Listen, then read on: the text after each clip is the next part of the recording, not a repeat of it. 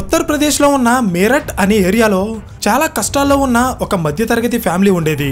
ఆ ఫ్యామిలీలో రమేష్ అండ్ రాజీవ్ అనే పేరుతో ఇద్దరు మగపిల్లలు ఉన్నారు. వాళ్ళ తండ్రి ఒక చిన్న క్లర్క్ గా పనిచేస్తూ ఆ కుటుంబాన్ని పోషిస్తున్నారు. వాళ్ళ సిచ్యువేషన్ ఎంత దారుణంగా ఉండేదంటే పిల్లలని బాగా చదివించడానికి, మంచి బట్టలు కొనడానికి కూడా వాళ్ళ దగ్గర డబ్బులు ఉండేవి కాదు. సో ఎలాంటి కటిక పేదరికాన్ని చూస్తూ పెరిగిన ఈ ఇద్దరు పిల్లలు ఎలా అయినా కష్టపడి డబ్బు సంపాదించాలని డిసైడ్ అయ్యారు. అయితే అన్నదమ్ముల్లో పెద్దవాడైన రమేష్ ముందు తన చదువుని పూర్తి చేసుకుని ఎన్నో రోజుల పాటు ఒక జాబ్ కోసం ట్రై చేసి ఫైనల్ గా మెడికల్ రిప్రజెంటేటివ్ గా ఒక చిన్న జాబ్ తెచ్చుకున్నాడు. మెడికల్ రిప్రజెంటేటివ్ అంటే ఫార్మా కంపెనీలు తయారు చేసే మందులని మెడికల్ షాప్స్ కి అలాగే డాక్టర్స్ కి సప్లై చేస్తారు. వీళ్ళనే మెడికల్ రిప్రజెంటేటివ్స్ అంటారు. అయితే ఒక రోజు రమేష్ మెడికల్ షాప్ కి మందులు సప్లై చేయడానికి వెళ్ళినప్పుడు అక్కడ ఒక సంఘటన చూశాడు. అదేంటంటే ఆ మెడికల్ షాప్ కి ఒక పెద్దాయన వచ్చి డాక్టర్ ఇచ్చిన ప్రిస్క్రిప్షన్ చూపించారు. మెడికల్ షాప్ ఓనర్ ఆయనకి కావాల్సిన మందులు ఇచ్చి బిల్ వేశారు. కానీ ఆ మందులు చాలా కాస్ట్లీగా ఉండటం వల్ల ఆ పెద్దాయన దగ్గర దానికి సరిపడా డబ్బు లేదు. సో ఏం చేయాలో అర్థం కాని ఆ పెద్దాయన బాధపడుతూ తన దగ్గరున్న వెండి వస్తువులని మెడికల్ షాప్ లో ఇచ్చి మందులు తీసుకున్నారు. ఇదంతా దూరం నుండి చూస్తూ ఏం చేయలేని సిచ్యువేషన్ లో ఉన్న రమేష్ కి ఒక ఆలోచన వచ్చింది. ఎలా అయినా కాస్ట్లీ మెడిసిన్స్ ని తక్కువ ధరకి తయారు చేసి దేశంలో ఉన్న పేద అలాగే మధ్య తరగతి వాళ్ళకి అందించాలనే లక్ష్యంతో కేవలం 1,00,000 రూపాయల పెట్టుబడితో ఆయన స్టార్ట్ చేసిన బిజినెస్ ఈ రోజు 1,00,000 కోట్ల రూపాయల విలువైన కంపెనీగా మారింది. అదే India's 5th largest pharma company mankind pharma. And దాన్ని స్థాపించిన వ్యక్తే మిస్టర్ రమేష్ జునేజా. సో ఇక్కడ క్వశ్చన్ ఏంటంటే అసలు రమేష్ జునేజా గారు ఇండియాలో ఉన్న మెడికల్ మాఫియాని దాటుకుని ఈ కంపెనీని ఎలా స్థాపించారు, ఎలాంటి బిజినెస్ స్ట్రాటజీస్ ని యూజ్ చేసి ఆయన తన కంపెనీని దేశంలో ఉన్న టాప్ ఫార్మా కంపెనీస్ లో ఒకటిగా మార్చారో నేను ఈ వీడియోలో చెప్పబోతున్నాను. గాయ్స్, ఈ కంపెనీ స్టోరీ ఒక సినిమా స్టోరీకి ఏ మాత్రం తీసిపోదు. ఎలా ఎందుకు చెప్తున్నానో మీరు వీడియో లాస్ట్ వరకు చూస్తే మీకే అర్థమవుతుంది. వీడియో లెంత్ ఎక్కువ ఉన్నా చివరి వరకు చూడటానికి ట్రై చేయండి. So let's begin. Hello everyone, welcome to today's video and this is your friend Surya. ఈ వీడియో అంతా కూడా ఫార్మా బిజినెస్ గురించి ఉంటుంది కాబట్టి ఈ బిజినెస్ లో కీ రోల్ ప్లే చేసే మెడికల్ రిప్రజెంటేటివ్స్ గురించి ముందు మీకు కొంత ఇన్ఫర్మేషన్ తెలియాలి. ప్రతి ఫార్మా కంపెనీ కూడా ఇండైరెక్ట్ గా ఈ మెడికల్ రిప్రజెంటేటివ్స్ మీద ఆధారపడే పనిచేస్తుంది. అసలు వీళ్ళు ఎవరు అనుకుంటున్నారా? చెప్తా చూడండి. మనం ఏదైనా హాస్పిటల్ కి వెళ్ళినప్పుడు ఆ హాస్పిటల్ బయట కొంతమంది వ్యక్తులు నీట్ గా ఇన్షర్ట్ చేసుకుని షూ వేసుకుని ఒక బ్యాగ్ పట్టుకుని డాక్టర్ కోసం వెయిట్ చేస్తూ ఉంటారు. వాళ్ళనే మెడికల్ రిప్రజెంటేటివ్స్ అంటారు. సో వీళ్ళు చేసే పని ఏంటంటే ఫార్మా కంపెనీలు మెడిసిన్స్ తయారు చేస్తాయి. అలా తయారు చేసిన మెడిసిన్స్ ని వీళ్ళు డాక్టర్స్ దగ్గరికి అలాగే మెడికల్ షాప్స్ కి తీసుకెళ్లి వాళ్ళ దగ్గరికి వచ్చే పేషెంట్స్ కి ఈ కంపెనీ మందులని రికమెండ్ చేయమని ఒక డీల్ చేసుకుంటారు. అయితే డాక్టర్స్ అండ్ మెడికల్ షాప్స్ ఒక పర్టికులర్ కంపెనీ మెడిసిన్ ని పేషెంట్ కి రికమెండ్ చేయడం వల్ల ఆ డాక్టర్స్ కి ఈ మెడిసిన్ సేల్స్ లో కొంత కమిషన్ వస్తుంది. సో ఇక్కడ ట్రిక్ ఏంటంటే ఏ కంపెనీ అయితే డాక్టర్స్ కి మంచి క్వాలిటీ మెడిసిన్ తో పాటు ఎక్కువ కమిషన్ ఆఫర్ చేస్తుందో డాక్టర్లు ఆ కంపెనీ మెడిసిన్స్ ని పేషెంట్స్ కి ప్రిస్క్రిప్షన్ లో రాసి ఇస్తారు. ఇప్పుడు నేను చెప్పిన ఈ పాయింట్ ని బాగా గుర్తుపెట్టుకోండి. ఎందుకంటే టోటల్ ఫార్మా బిజినెస్ డాక్టర్లు పేషెంట్స్ కి రాసి ఇచ్చే ప్రిస్క్రిప్షన్ మీదే ఆధారపడి రన్ అవుతుంది.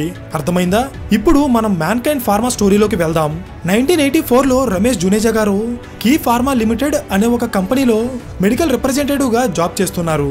ఒక రోజు తన కంపెనీ మెడిసిన్స్ ని అమ్మడానికి ఒక హాస్పిటల్ కి వెళ్ళినప్పుడు అక్కడ ఒక వ్యక్తి మెడిసిన్ బిల్ కట్టలేక ఇంట్లో ఉన్న వెండి వస్తువులు తెచ్చి మెడికల్ షాప్ లో ఇవ్వడాన్ని గమనించారు. ఆ సంఘటన రమేష్ గారి మైండ్ లో చాలా బలంగా గుర్తుండిపోయింది. ఎప్పటికైనా పేద అలాగే మధ్య తరగతి వాళ్ళకి ఉపయోగపడేలా తక్కువ ధరకే మందులు తయారు చేసే ఒక కంపెనీ పెట్టాలని టార్గెట్ పెట్టుకున్నారు. కానీ ఇక్కడ పాయింట్ ఏంటంటే ఆయన సంఘటన చూసిన ఎమోషన్ లో ఫార్మా కంపెనీ పెట్టాలి అనే నిర్ణయాన్ని తీసుకున్నారు. కానీ రమేష్ గారికి ఫార్మా బిజినెస్ గురించి అసలు ఏమీ తెలీదు. ఎందుకంటే ఆయన కేవలం డాక్టర్స్ కి మెడిసిన్స్ ని సప్లై చేసే ఒక మెడికల్ రిప్రజెంటేటివ్ మాత్రమే. నెక్స్ట్ రమేష్ గారికి లూపిన్ ఫార్మా అనే ఒక కంపెనీలో లైన్ మేనేజర్ గా జాబ్ ఆఫర్ వచ్చింది. సో ఫార్మా బిజినెస్ గురించి కంప్లీట్ గా తెలుసుకోవడానికి ఇదే సరైన అవకాశం అనుకున్న రమేష్ గారు దాదాపు 8 సంవత్సరాల పాటు లూపిన్ కంపెనీలో మేనేజర్ గా పనిచేశారు. అయితే ఈ ప్రాసెస్ లో అసలు ఫార్మా కంపెనీలు ఎలా పనిచేస్తాయి, వాళ్ళకి డబ్బులు ఎలా వస్తాయి, మార్కెట్లో ఎన్ని రకాల మందులు ఉన్నాయి, అసలు ఎలాంటి మందులు తయారు చేయడం వల్ల ఎక్కువ లాభాలు వస్తాయి, ఇలాంటి ఎన్నో విషయాల మీద రమేష్ గారు పూర్తి అవగాహన తెచ్చుకున్నాక కొత్తగా ఒక ఫార్మా కంపెనీని స్టార్ట్ చేయడానికి ఒక సూపర్ ఐడియాతో పాటు ఆ బిజినెస్ ని ఎగ్జిక్యూట్ చేయడానికి ఒక డీటెయిల్డ్ రూట్ మ్యాప్ ని కూడా క్రియేట్ చేసుకున్నారు. అయితే ఆయన బిజినెస్ ఐడియా ఏంటో తెలుసుకోవాలనిపిస్తుంది కదా, చెప్తా చూడండి. అదేంటో మీకు అర్థం కావాలంటే ముందు ఫార్మా కంపెనీలు ఎలా ఆపరేట్ అవుతాయో మీకు తెలియాలి. ఒకసారి ఈ పిరమిడ్ ని గమనించండి. మన ఇండియన్ ఫార్మా మార్కెట్ ని ఒక పిరమిడ్ రూపంలో కన్సిడర్ చేస్తే ఇందులో మొత్తం 3 కేటగిరీస్ ఉంటాయి. ప్రతి ఫార్మా కంపెనీ కూడా ఏదో ఒక కేటగిరీని టార్గెట్ చేసి బిజినెస్ చేస్తుంది. ఆ కేటగిరీస్ ఏంటో చెప్తా చూడండి. Number 1 type of therapy, number 2 doctors prescription, number 3 cost of medicine. Type of therapy అంటే కొన్ని స్పెసిఫిక్ డిసీజెస్ ని టార్గెట్ చేసి వీళ్ళు మెడిసిన్స్ ని తయారు చేస్తారు. Like diabetes, BP, heart diseases, asthma etcetera. ఈ మందులు చాలా కాస్ట్ ఉంటాయి. అందుకే పెద్ద పెద్ద ఫార్మా కంపెనీలు ఈ కేటగిరీ మీద ఎక్కువగా ఫోకస్ చేసి బిజినెస్ చేస్తాయి. Next category doctors prescription. అంటే ఫార్మా కంపెనీలు మందులు తయారు చేసి డాక్టర్స్ కి కమిషన్ ఇచ్చి వాళ్ళ ద్వారా మందులు అమ్మేస్తారు. నేను చెప్తున్నాను బాగా వినండి. మెజారిటీ ఫార్మా కంపెనీలు ఈ కేటగిరీ మీద ఎక్కువగా ఫోకస్ చేసి బిజినెస్ చేస్తాయి. ఇంకా last category cost of medicine. అంటే మందుల యొక్క ధర మీద ఫోకస్ చేసి బిజినెస్ చేయడం అన్నమాట.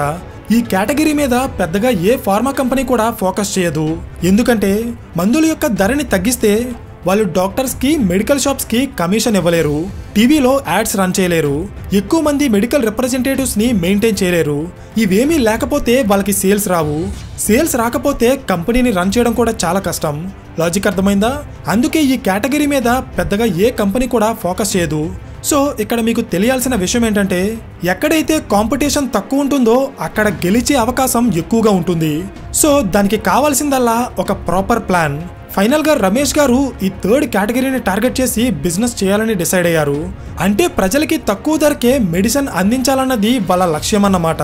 సో 1994లో ఆయన తన జాబ్ మానేసి కొంతమంది పార్ట్నర్స్ తో కలిసి బెస్టోకెమ్ అనే పేరుతో ఒక ఫార్మా కంపెనీని స్టార్ట్ చేశారు.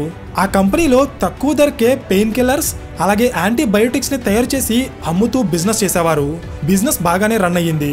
కానీ కొన్ని రోజులకి పార్ట్నర్స్ మధ్యలో గొడవలు వచ్చి రమేష్ జునేజా గారు ఈ కంపెనీ నుండి బయటికి వచ్చేశారు. పార్ట్నర్స్ నుండి విడిపోయాక తన తమ్ముడైన రాజీవ్ జునేజాతో కలిసి ఆయన మ్యాన్కైండ్ ఫార్మా అనే పేరుతో ఒక కొత్త కంపెనీని స్టార్ట్ చేశారు. ఇందులో కూడా పేద అలాగే మధ్యతరగతి వాళ్ళని టార్గెట్ చేస్తూ తక్కువ ధరకి మెడిసిన్స్ ని తయారు చేసేవారు. అయితే వాళ్ళ కంపెనీ మార్కెట్ కి కొత్త కాబట్టి టీవీలో యాడ్స్ రన్ చేయడానికి కానీ డాక్టర్స్ కి కమిషన్ ఇవ్వడానికి కానీ వాళ్ళ దగ్గర డబ్బు లేదు. సో ఏం చేయాలని ఆలోచిస్తున్న టైంలో రమేష్ జునేజా గారికి ఒక ఐడియా వచ్చింది. అదేంటంటే సిటీస్లో ఉండే డాక్టర్స్ చాలా కాస్ట్లీగా ఉంటారు. వాళ్ళకి ఒక మెడిసిన్ ఇచ్చి దాన్ని పేషెంట్స్కి రికమెండ్ చేసేలా చేయాలంటే దానికోసం వాళ్ళకి చాలా ఎక్కువ కమిషన్ ఇవ్వాలి. ఎక్కువగా కమిషన్స్ ఇస్తే మెడిసిన్స్ని తక్కువ ధరకి అమ్మలేం. అదే మనం సిటీస్లో ఉండే డాక్టర్స్ని కాకుండా మారుమూల పల్లెటూళ్ళలో ఉండే డాక్టర్స్ని, చిన్న చిన్న టౌన్స్లో ఉండే హాస్పిటల్స్ని అలాగే మెడికల్ షాప్స్ని టార్గెట్ చేస్తే వాళ్ళకి తక్కువ కమిషన్ ఇచ్చినా కూడా వాళ్ళు ఈ మెడిసిన్స్ని పేషెంట్స్కి రికమెండ్ చేస్తారు. ఎందుకంటే పెద్ద పెద్ద కంపెనీలు ఈ పల్లెటూళ్ళ మీద ఫోకస్ చేయవు. ఒకవేళ బిజినెస్ బాగా జరిగితే అప్పుడు సిటీస్లో ఉండే డాక్టర్స్ దగ్గరికి వెళ్ళి వాళ్ళకి కమిషన్ ఇవ్వచ్చు. So this is the plan. And ఈ ప్లాన్ని ఎగ్జిక్యూట్ చేస్తూ మ్యాన్కైండ్ ఫార్మా నార్త్ ఇండియాలో హిమాచల్ ప్రదేశ్ అండ్ ఉత్తరప్రదేశ్ రాష్ట్రాల్లో ఉన్న చిన్న చిన్న పల్లెటూళ్ళ నుండి వాళ్ళ బిజినెస్ ని స్టార్ట్ చేసింది. అండ్ వాళ్ళు ఊహించినట్టే బిజినెస్ బాగా రన్ అయింది. సో పల్లెటూళ్ళ నుండి వాళ్ళకి వచ్చిన డబ్బుతో వాళ్ళు సిటీస్లో ఉన్న డాక్టర్స్ కి కమిషన్స్ ఇచ్చి సిటీ హాస్పిటల్స్ లో కూడా మ్యాన్కైండ్ ఫార్మా మెడిసిన్స్ ని పేషెంట్స్ కి రికమెండ్ చేసేలా చేశారు. ఇది ఒక వెల్ ఎగ్జిక్యూటెడ్ స్ట్రాటజీ, అవునా కాదా? నెక్స్ట్ మ్యాన్కైండ్ ఫార్మా ఫైనల్ గా ఫార్మా సెక్టార్ లో సక్సెస్ అయింది. మెడికల్ ఫీల్డ్ లో ఉన్న అన్ని కంపెనీస్ కి అలాగే డాక్టర్స్ కి ఇప్పుడు ఈ కంపెనీ గురించి తెలుసు. అయితే మరి అన్నదమ్ములు ఇద్దరు ఎక్కడితో ఆగిపోయారా అంటే లేదు.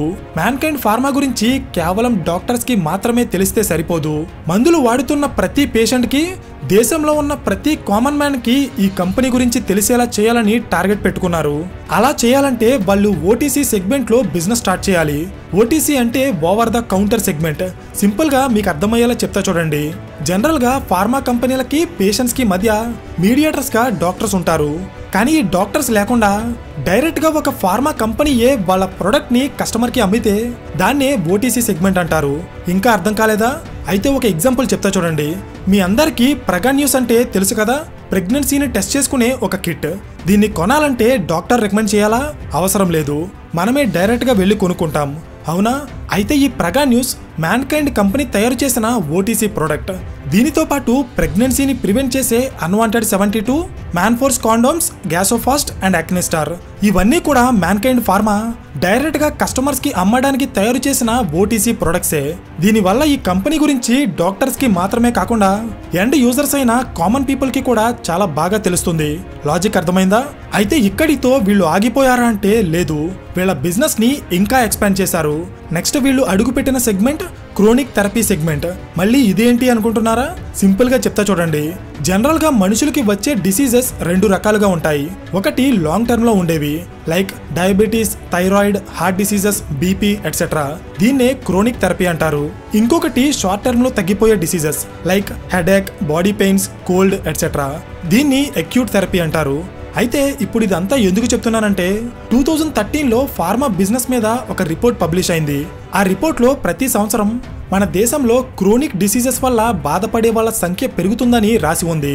అంటే diabetes, BP and heart diseases తో బాధపడుతున్న వాళ్ళ సంఖ్య పెరుగుతుందన్నమాట. అందుకే ఈ సెగ్మెంట్ లో అమ్ముడయ్యే మెడిసిన్స్ యొక్క గ్రోత్ నార్మల్ మెడిసిన్స్ కంటే చాలా ఎక్కువగా ఉందని చెప్పి ఆ రిపోర్ట్ లో రాసి ఉంది. సో ఈ రిపోర్ట్ చదివిన మ్యాన్కైండ్ ఫార్మా కంపెనీ ఇమీడియట్ గా diabetes, heart diseases, asthma and arthritis ఇలాంటి క్రోనిక్ డిసీజెస్ కి మెడిసిన్స్ ని తయారు చేయడం స్టార్ట్ చేసింది. ఎందుకంటే ఈ సెగ్మెంట్ లో అమ్ముడయ్యే మందులకి ఎప్పుడూ డిమాండ్ పెరుగుతూనే ఉంటుంది అండ్ లాభాలు కూడా చాలా ఎక్కువగా ఉంటాయి.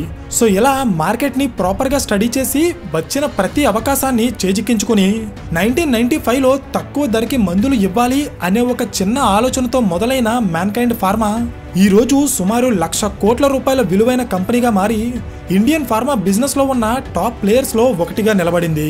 అయితే వీడియో ఇంకా అయిపోలేదు, కానీ ఇక్కడ వరకు మీరు చూసారంటే మీకు వీడియో నచ్చే ఉంటుంది. ఈ ఫార్మా సెక్టార్ గురించి తెలుసుకోవడానికి నేను మా టీం చాలా రీసెర్చ్ చేశాం. సో మా అవుట్పుట్ మీకు నచ్చితే వీడియోకి ఒక లైక్ చేయడం మాత్రం అస్సలు మర్చిపోకండి. నెక్స్ట్ ఒక చిన్న ఇన్ఫర్మేషన్, వీడియో మధ్యలో డిస్టర్బ్ చేయడం ఇష్టం లేక లాస్ట్లో చెప్తున్నాను.